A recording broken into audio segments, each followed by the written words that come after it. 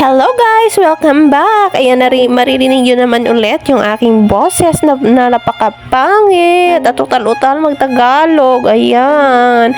Itong cake na ito ay order ko nakarang araw pa at itong order na ito ay order ni magandang dilag na si Miss Meryl at order ito ng kanyang ate at siya yung inutusan na mag-order dito sa akin. Kaya ayun. At saka nag-feedback siya sa akin na ayun, nagulat ako. Akala ko ano na yung message niya. Ayun pala, nag-feedback ng good feedback. Charot. Itong cake na ito ay order niya nakaraang 22. Ayan. At ngayon ko lang naisipan i-upload kasi wala tayong i-upload ng video. Kaya ayan. Itong cake na ito ay size 8x6 at saka 6x6. OB flavor ito sa baba at saka sa itaas ay Miyama flavor. Ayan yung request niya. At saka may 12 cupcakes ito.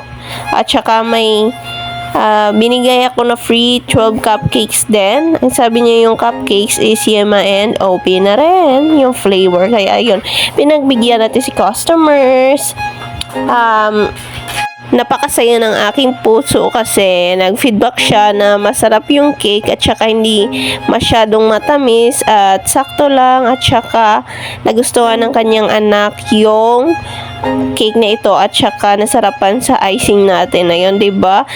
At saka yung team ng cake na ito ay Roblox. At saka yung mga printed toppers niya ay inedit ko lang naman sa my Pinterest. At saka kinuha ko pala sa Pinterest at saka inedit sa my PixArt na apps. Kaya ayan yung mga apps na gamit ko talaga. Yung katulad din ng Fonto. Ayan. At saka ili ko lang yung mga names. O, diba? Basta kung ano yun sa reference, yun din yung ginagaya ko. Kasi yun yung reference nila eh. Alangan naman pala, desisyon na naman tayo. Pag sinabihan tayo na ikaw na yung bahala, eh di ako na yung gagawa. Charit. Ayan. Hindi ko na record yung pagkalagay ko ng name at saka yung mga printed toppers niya. At ito, nahuli na. At saka, ito yung mga toppers na edible ay made of corn dant yan. Siyempre, mano-mano tayo sa paggawa niyan, di ba? At saka yung mga bilog-bilog, wala tayo kasing judges na ganyang mga kulay. Kaya, ayan, nag-DIY na naman tayo. At saka, ito yung reference na send niya. Kaya, ayun. Siyempre, sinend ko muna yung pangalan ng cake kung gusto niya yung ganong klaseng design o hindi. Ayun. Pinalitan niya at ayun, inedit natin ulit para naman maganda tingnan at pagbigyan natin si customer. Customer is always right, charot. Kaya ayan, o diba, dagdag beauty ng ating cake kasi may mga bilog-bilog na mga toppers na ganyan. Ayan.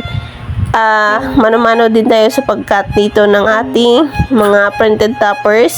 Syempre laminated yan ng packing tape. Minsan nagkakamali tayo dyan, kaya ayan, push lang.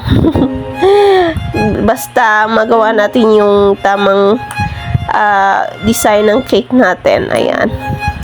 Nahihirapan pa tayo maghanap dyan ng mga toppers na yan sa internet. Kaya ayun, todo search tayo, diba? basta mga baker na ganyan, eh, dapat marunong maghanap at mag-provide ng mga dapat gamitin sa cake. Kaya ayan, guys, thank you for watching. I hope you enjoy this video. And please don't forget to follow, like, and share din itong video kung saan nakaabot.